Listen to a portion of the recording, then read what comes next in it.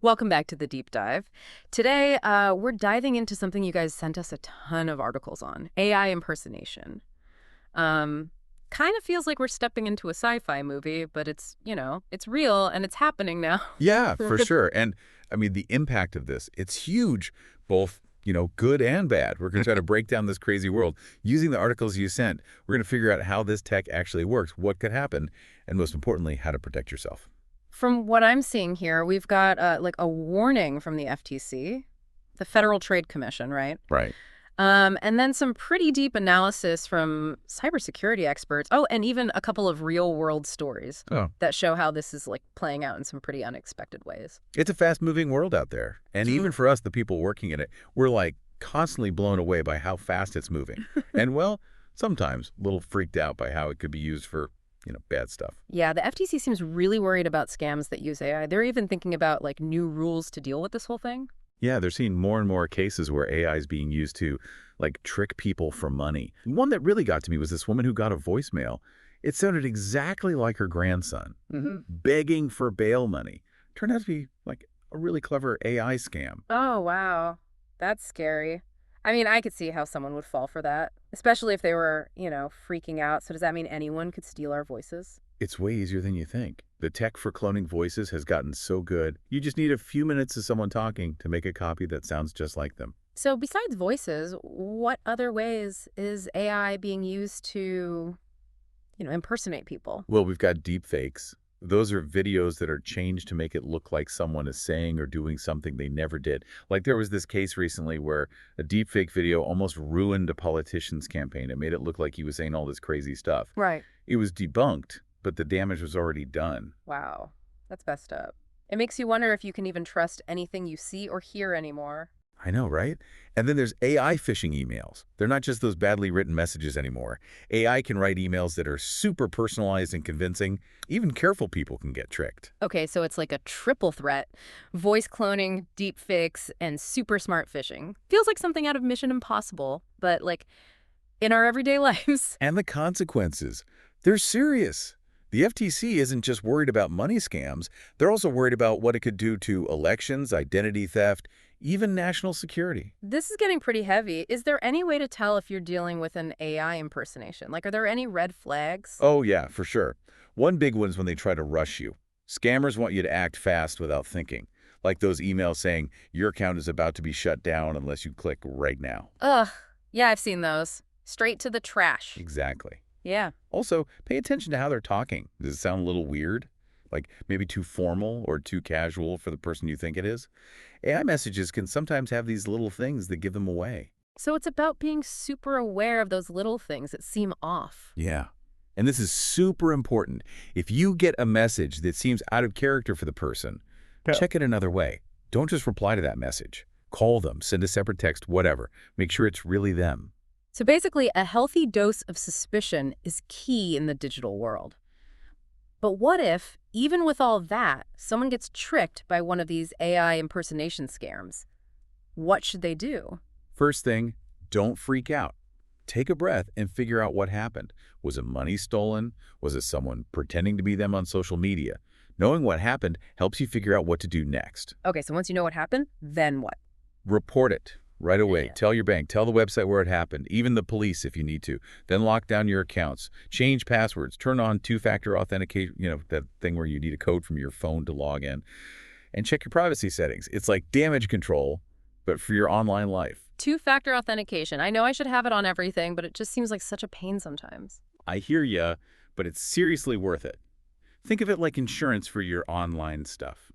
Hopefully you'll never need it, but if you do, you'll be glad you have it. That's a good way to put it.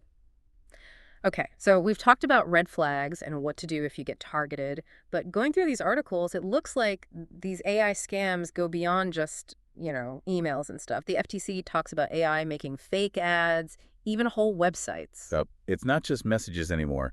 Imagine clicking an ad that looks totally legit and ending up on a site designed to, like, steal your info or infect your computer. So how do we even begin to deal with all of this? It feels like we're drowning in information, and it's getting harder and harder to tell what's real and what's fake. You're right. It's information overload out there. And AI is making it even harder to separate truth from, BS. That's why being able to think critically is more important than ever. Don't just believe everything you see and hear. Question where it's coming from, look for things that don't add up, and double-check things. It's almost like we need to become digital detectives, like Yeah. analyzing every little thing we see online. Kind of, yeah. We need to be more careful about the information we consume.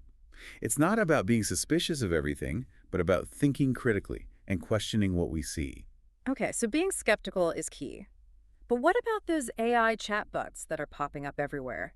How can we tell if we're talking to a real person or a bot? Good question. And it's getting tougher and tougher to tell the difference. A lot of these chatbots are crazy smart. They can hold conversations that seem totally real and informative, but there are still some clues. Like what? Give us the inside scoop. One thing is to see how they respond to weird questions or requests. If you ask something that's not in their programming, a chatbot might give you a generic answer or just something that makes no sense. A real person would probably ask you what you mean or just say they don't know. So throw them a curveball, see how they react. Exactly. Another thing to watch for is how fast and consistently they answer. Chatbots usually respond instantly, and their answers are, like, perfectly written and grammatically correct. That's impressive, but it's also a sign it might be a machine. Yeah, it's like they're too perfect. Right. Real conversations are more messy, with pauses and interruptions and different typing speeds. If it feels too smooth, too rehearsed, it might be a chatbot. So we gotta look for those little imperfections, those signs of like humanness to make sure we're not being fooled. Exactly. It's about picking up on those subtle cues that help us tell the difference between a person and a machine. You know, as we're talking about all this, I'm thinking about all the different ways AI is being used to impersonate people. We've talked about deepfakes, voice cloning, chatbots, even AI making fake marketing stuff. But the articles also mentioned something called generative AI. I'm not sure I get what that is. Oh, generative AI. It's basically a type of AI that's all about making new stuff, like text, images, audio, even video. It's the tech behind those deepfakes we talked about, the voice cloning, and those super smart chatbots. It can even make realistic photos and compose music. So it's like the big umbrella term for all these AI tools that are used to create new stuff. And some of that stuff is being used to trick people. Exactly. And that's where things get even more tricky. How do you regulate something that can be used for both good and bad? Where do you draw the line between creativity and, like, harmful deception? It's a real ethical minefield. You got it. And as this tech keeps getting better, we're going to have some serious conversations about how to use it responsibly. We'll need rules and guidelines to stop people from misusing it, but also to encourage the good stuff it can do. It's like we're opening Pandora's box, and we need to be super careful about what we let out. Right. And that's a responsibility we all share, from the people making this tech to the people using it. This is heavy stuff, but it's so important to talk about. Okay, so we've covered a lot, the different kinds of AI impersonation, what could happen, some red flags, and even the ethical stuff. But what about the bigger picture? What does this mean for the future? That's the question that keeps a lot of experts up at night. Honestly, we're just scratching the surface of what AI can do. As it gets more advanced, it's probably going to get even better at blurring the lines between real and fake. It's like we're entering a new stage of human evolution. Technology is changing what it means to be human. That's a deep thought. AI could change our relationships with each other, with information, with reality itself. So what do we do now? How do we get ready for a future where AI impersonation is everywhere? Well, first things first, we got to learn about this stuff and teach others about it. The more we know, the better we can protect ourselves and make good choices. Knowledge is power, right? Absolutely. We also need to push for ethical guidelines and rules for using AI. This is a conversation that needs everyone: politicians, tech people, ethicists, regular people. We got to work together to make sure AI is used for good. It's a call to action for all of us. You got it. And lastly, we got to learn to think critically and be a little skeptical. Don't just believe everything you see and hear. Check the source, double-check things, and think for yourself. So it's all about being a smart and responsible digital citizen in this crazy world. You said it. We're all in this together, and it's up to us to shape the future of AI so that it benefits humanity. You know, one thing that's becoming super clear is, like, AI impersonation. It's not just a problem for us as individuals. It's a whole societal thing with some pretty big consequences. Right. Like the articles talk about everything: election interference, spreading fake news, people not trusting institutions anymore. Imagine a world where you can't even tell the difference between, like, real news footage and a deepfake video. Yeah. made just to, mess with people's opinions. That's kind of creepy. Like, we're getting to a point where seeing isn't believing anymore. Exactly. And I mean, what does that do to democracy? If we can't even trust what we see and hear, how are we supposed to make good decisions about stuff that affects our lives? It feels like we're on the edge of, like, a truth crisis or something. And it goes beyond politics, too.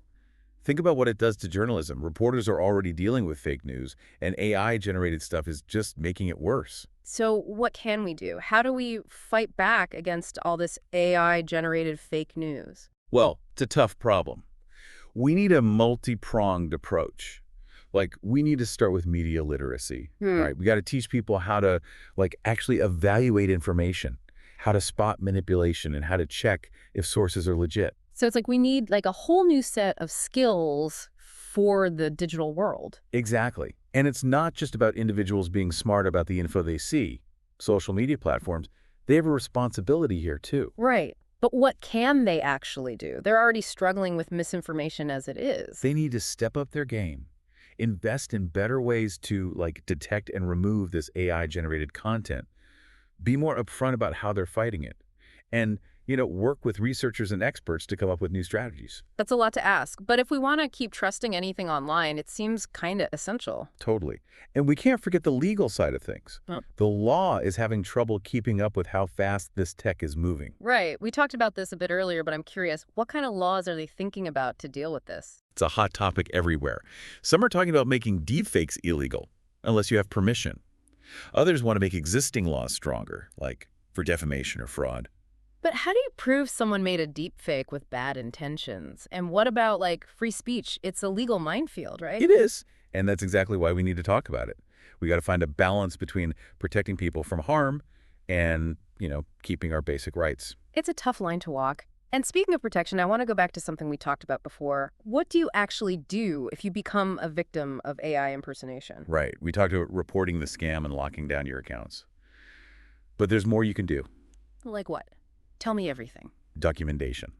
It's key. Take screenshots of those shady messages, save voicemails or videos, keep track of any money that was taken. So basically, gather as much evidence as you can. Yep.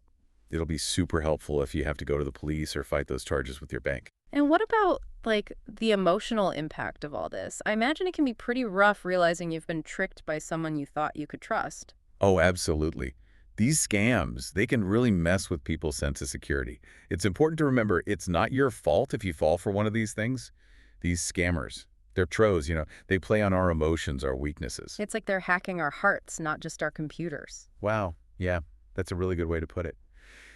It reminds us that we need to be aware of our own vulnerabilities and how they can be used against us. If you've been through one of these scams, don't be afraid to talk to someone. Friends, family, a therapist. It's good to process it and give yourself time to heal. It's a good reminder that tech can really affect our mental health. You're right. And as AI becomes more and more part of our lives, we've got to pay attention to that. But, beyond the emotional stuff, there's something else we haven't really talked about. AI impersonation could be used for some really dark stuff, like harassment or even blackmail. Yeah, I can see that happening. Like someone makes a fake video of you doing something bad and then threatens to release it unless you pay up. Exactly. And it's not just about money. They could use it to ruin your reputation, mess up your relationships, even make people want to hurt you. That's terrifying. It's like our online identities are like up for grabs. And it goes beyond individuals. Think about what it could do to businesses, communities, even governments. So it's not just about personal safety, it's about national security too. Exactly. And it shows how important it is for everyone to work together on this. Governments, businesses, regular people. We need strong security measures. We need to educate people about these threats. And we need to work together to reduce the risks. Okay, we've talked about the dangers, but let's not forget AI itself isn't good or bad. It's a tool, right? And like any tool, it can be used for both. You're absolutely right. I mean, AI is already doing so much good, like helping doctors diagnose diseases better, making energy systems more efficient. It has the potential to solve some of the biggest problems we face, like climate change and poverty. So it's not about like demonizing AI, it's about using it responsibly. Right on. And that's where the whole discussion about AI ethics comes in. We need to make sure AI is developed and used in a way that, aligns with our values and helps everyone. So how do we actually do that? How do we make sure AI is a force for good? That's a tough one. But here's some things we got to focus on. First, we got to make sure everything is transparent and accountable, like how AI is made and used. Second, we got to encourage people to work together. Researchers, policymakers, industry leaders, they got to come up with ethical guidelines and rules. And third, we got to give people the knowledge and skills they need to handle this increasingly complex world. So it's like a call to action for all of us again. You got it. We all have a role to play. The choices we make now, they're going to determine whether AI becomes a good thing or a bad thing. It's easy to get overwhelmed by all this. Makes you want to just like throw your phone in the ocean and live off the grid. I get it. It's easy to focus on the bad stuff, but we got to remember that AI is a tool, and it's up to us to use it wisely. We need to know the risks, take precautions, and be smart about it. So it's not about rejecting technology altogether. It's about using it responsibly and ethically. Exactly. And that's where education and awareness are so important. We need to talk about this stuff openly and honestly. We got to talk about how AI could change our lives and our whole society. This deep dive has been pretty intense. We've gone from the technical stuff to the ethical dilemmas to the big picture impact on society. And the biggest takeaway, you're not helpless in all this. You know the risks now, you can take precautions, and you can stay informed. You can navigate this world safely. Knowledge is power. Stay curious, stay skeptical, and most importantly, stay safe out there. And hey, tell your friends and family about this stuff. The more people who know about it, the better we can handle it as a society. We got to work together on this. All right, we've covered a lot today, but there's still more to explore. In the last part of our deep dive, we'll get into some practical steps you can take to protect yourself and your loved ones from all this AI impersonation stuff. Stay tuned for part 3 of our exploration into the world of AI impersonation. All right, welcome back to the deep dive. So we spent the last couple of parts, really digging into this whole AI impersonation thing. We talked about the threats, the ethical stuff, how it could affect like the whole world. Now let's get down to brass tacks. Exactly. Let's give you some actual strategies, some tools, so you can protect yourself and the people you care about in this, constantly changing digital world. All right, so where do we even start? It feels like AI is like everywhere these days. You're not wrong.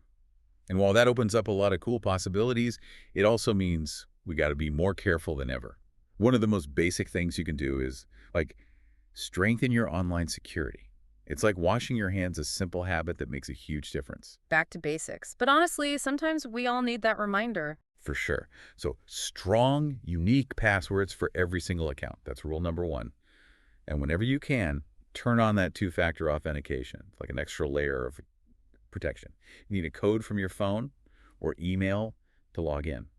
Might seem like a pain, but it makes it a lot harder for those scammers to get into your stuff. You mentioned this before, but for anyone who missed it, can you break down exactly how two-factor authentication works? Sure thing. Imagine this. Your password is like the key to your house, right? Yeah. Two-factor authentication is like adding a deadbolt on top of that. Even if someone gets your key, they can't get in without that extra layer of security. Usually you'll get a code sent to your phone or email or use an app on your phone, and you type that code in along with your password. So even if someone steals your password, they still can't get into your account without that code. Got it. Two-factor authentication, like a digital deadbolt for your account. I like it. And, be careful about what you share online. The less info you put out there, the less those scammers have to work with. So think before you post. Be mindful of privacy settings, all the usual good stuff. But with AI in the mix, it feels like we need to be even more cautious. Absolutely. And that leads us to social media. Before you share anything, just pause for a second. Think. Be wary of stuff that seems, too good to be true or designed to get you all riled up. Those are often signs of misinformation or someone trying to manipulate you. Don't just hit that share button without thinking. Right. Use that brain of yours. Ask yourself, who made this? Why did they make it? Is there any proof to back up what they're saying? And if something seems weird about a friend's post, or maybe they're asking for something unusual, what should you do? Reach out to them directly, through a different channel. Don't just go by what you see on social media. A quick call or text can clear things up. And if you ever see a profile or something posted that you think is fake or harmful, report it. You could be helping someone else from getting scammed. Okay, so passwords, phishing, social media smarts, all super important in this AI world. But what about, voice and video calls? Are those safe? Good point. Deepfakes are getting crazy good, and voice cloning tech is advancing like crazy. So if you get a call from someone you know, but something feels off, trust your gut. Don't be afraid to hang up and double-check their identity. Call them back on a different number or something. So trust your instincts. If it feels wrong, it probably is. Exactly. And never, ever give out personal or financial info over a call unless you are 100% sure who you're talking to. Even if they say they're from your bank or the government, hang up and call back through the official channels. Always. Better safe than sorry. But it feels like, there's always some new threat popping up. Is there anything we can do to, stay ahead of the game? Staying in the loop is key. The FTC website, cybersecurity blogs, tech news from reliable sources, those are all good places to learn about the latest scams and how to avoid them. So be proactive, not just reactive. You got it. The more you know about what those scammers are up to, the better prepared you'll be to spot them and not get tricked. And if you're, good with tech, you can even look into security software that specifically catches deepfakes and other AI-generated stuff. It's like we need a digital immune system constantly fighting off these threats. Love that analogy. We got to keep our defenses up as those new threats emerge. It can be a bit much sometimes, thinking about all the ways AI could be used to trick us. Makes you want to just, check your phone in a drawer and disconnect from the whole thing. I get it. It's easy to get caught up in all the doom and gloom. But remember, AI is a tool. It's not good or bad on its own. It's how we use it. The important thing is to be aware, take precautions, and use tech in a smart way. So it's not about rejecting tech altogether. It's about using it responsibly and ethically. You nailed it. And that's why education and awareness are so crucial. We need to have these conversations, talk about how AI could change our lives, for better or worse. Well, this deep dive has been quite the journey.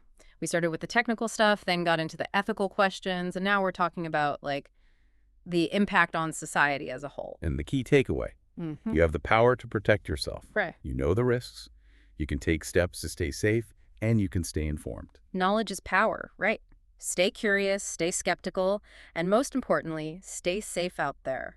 And don't keep this all to yourself. Share what you've learned with your friends, family, coworkers. The more people who know about this stuff, the better we'll be able to handle it as a society. We're all in this together. Well said. Thanks for joining us on the deep dive. We'll be back next time diving into something else interesting. Until then, stay curious, stay informed, and we'll see you soon.